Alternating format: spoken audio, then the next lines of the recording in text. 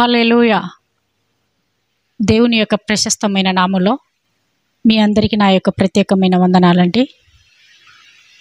ఈ లోకంలో ఎన్నో శ్రమలతో, ఎన్నో బాధలతో, ఎన్నో ఇరుకులతో, ఎన్నో ఇబ్బందులతో సతమతమైపోవచ్చున్నావా?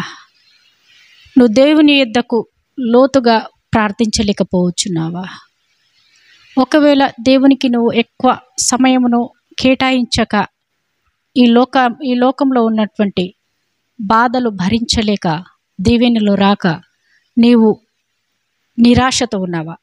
అయితే లూకాసు వార్త 5వ అధ్యాయము 1వ వచనం నుండి 5 వచనాల వరకు మనం చదవగా విందాం. జనసమూహము దేవుని వాక్యము వినుచు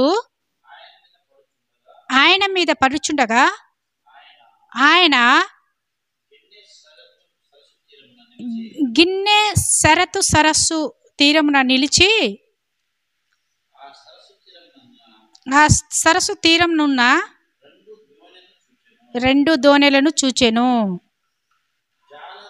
జాలరులు వాటిలో నుండి దిగి తమ వలలను కడుగుచుండిరి. ఆయన ఆ దోణిలో సీమోనుదైన ఒక దోణెనెక్కి దరి నుండి కొంచెము త్రోయమని అతనిని అడిగి కూర్చుండి దోణిలో నుండి జన సమూహములకు బోధించుచుండెను. ఆయన బోధించుట చాలించిన తర్వాత నీవు దోణిను లోతునకు నడిపించి చేపలు పట్టుటకు మీ వలలు వేయుడని సీమోనుతో చెప్పగా, సీమోను ఏలినవాడా, రాత్రి అంతయు మేము ప్రయాసపడితిమి గాని మాకేమీ దొరకలేదు. అయినను మీ మాట చొప్పున వలలు వేద్దుమని ఆయనతో చెప్పెను. వారు అలాగూ చేసి విస్తారమైన చేపలు పట్టిరి.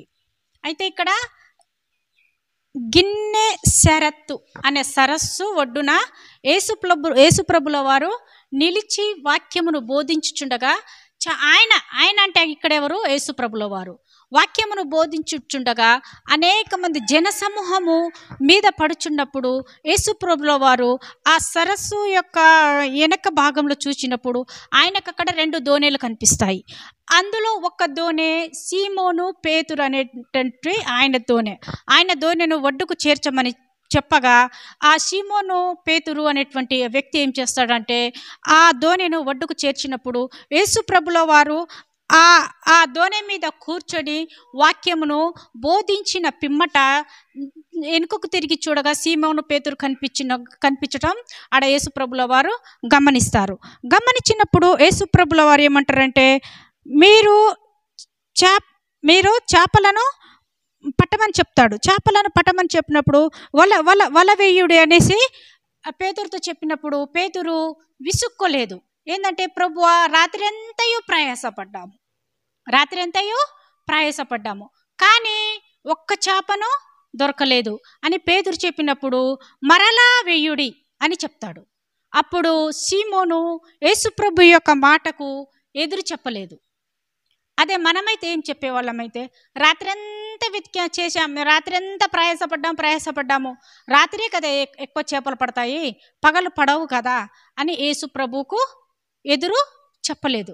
చెప్పకుండానే ప్రభువా నువ్వు అన్నట్లు అనేసి నిశ్చిత ప్రకారమే అనేసి యేసుక్రీస్తు నామంలో ఆ చేపలు ఆ వల వేయగా ఆ వల పిగిలిపోయి అంటే ఆ వల పగిలిపోయి కింద పడేయన్ని చేపలను ఆ సీమోను పేతురు వలలు వచ్చినాయి. లోతుకెళ్ళమన్నాడు. ఒకవేళ నీ విశ్వాస జీవితంలో నువ్వు యేసుప్రభుని గురించి సువార్తను ప్రకటించలేక ఒకవేళ నీ విశ్వాస జీవితంలో ఎన్నో శ్రమలు, ఎన్నో నిందలు, ఎన్నో అవమానాలు నిన్ను వెంబడిస్తున్నాయా? ఒకవేళ నీకు స్తోత్రం, నాకు ఆత్రం ప్రభువా అన్నట్టుగా నువ్వు ప్రార్థించి ఈ లోకంలో ఉన్నటువంటి శ్రమలను నువ్వు భరించలేనటువంటి స్థితిలో ఉన్నావా?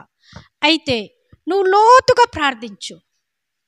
లోతుగా ప్రార్థించటం అంటే దేవునితో నీవు లోతుగా, అంటే దేవునితో నువ్వు ఎక్కువ సమయము గడుపు. దేవునితో నువ్వు ఎక్కువ సమయం గడుపు. దేవునిలో నువ్వు ఎక్కువ ప్రయాసపడు. నువ్వు దేవునితో ఎక్కువ సమయం, దేవునికి ఎక్కువ సమయమును కేటాయించు. నువ్వు దేవుని ఎక్కువ సమయం స్తుతించు. నువ్వు దేవుని ఎక్కువ సమయము నువ్వు ఆరాధించు.